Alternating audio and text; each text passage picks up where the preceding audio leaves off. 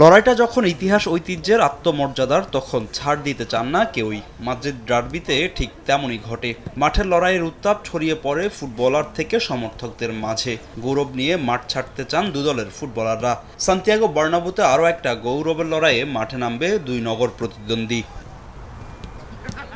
লা লিগায় গুরুত্বপূর্ণ এই ম্যাচের আগে সুখবর পেয়েছে রিয়াল মাদ্রিদ। ইনজুরি কাটিয়ে লস ব্লাঙ্কোস শিবিরে ফিরেছেন দলটির গুরুত্বপূর্ণ দুই ফুটবলার। হাঁটুর ইনজুরিতে পড়ে 5 ম্যাচ মিস করার পর চ্যাম্পিয়ন্স লিগে সিটির বিপক্ষে বদলি নামেন এমবাপে। অ্যাথলেটিকোর বিপক্ষে শুরুর একাদশেই দেখা যেতে পারে ফরাসি তারকাকে।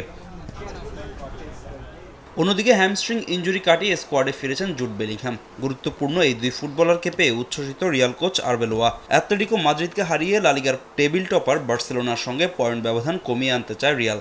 Que se puede vivir como jugador, como espectador, seguro que también como entrenador. আমি বলেছিলাম এমবাপে যেদিন ফিরবে শতভাগ ফিট থাকবে। তার মতো একজন ফুটবলারকে স্কোয়াডে পুরোপুরি ফিট পাওয়া সত্যিই দারুণ। বেলিংহ্যামও ফিরেছে, সে মেধাবী একজন ফুটবলার। গুরুত্বপূর্ণ ম্যাচের আগে এই দুই ফুটবলারকে পাওয়া সত্যিই দারুণ। অ্যাথলেটিকো মাদ্রিদের বিপক্ষে ম্যাচটা গুরুত্বপূর্ণ জয় নিয়েই মাঠ ছাড়তে চাই।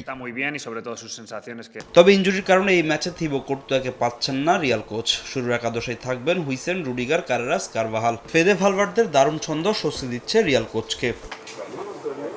এদিকে দারুণ ছন্দে আছে অ্যাথলেটিকো মাদ্রিদ। চ্যাম্পিয়ন্স লিগে টটেনহ্যামকে বিদায় করে কোয়ার্টার ফাইনাল নিশ্চিত করেছে রোজি ব্লাঙ্কোরা। সেখান থেকে আত্মবিশ্বাস নিয়ে রিয়ালের বিপক্ষেও জয় তুলে নিতে চায় তারা। হুলিয়ান আলভারেজের ফর্ম স্বস্তি দিচ্ছে অ্যাথলেটিকো কোচ দিয়াগো সিমিওনোকে। সমর্থকদের জন্য জয় তুলে নিতে চান অ্যাথলেটিকো মাদ্রিদ কোচ। আমরা সমর্থকদের জন্য হলেও এই ম্যাচ জিততে চাই। স্কোয়াড নিয়ে এখন কোনো আলোচনা করতে চাই না। আলভারেজ ভালো খেলেছে, আশা করি সান্তিয়াগো বার্নাব্যু থেকে জয় নিয়ে ফিরবো আমরা। পরিসংখ্যান অবশ্য কথা বলছে রিয়াল মাদ্রিদের পক্ষে। লা লিগায় এখন পর্যন্ত 177 ডার্বিতে 91টিতে জিতেছে রিয়াল, 42টিতে অ্যাথলেটিকো মাদ্রিদ, আর বাকি 44টি ম্যাচ হয়েছে ড্র। ফাহিম ইসলাম, সময় সংবাদ।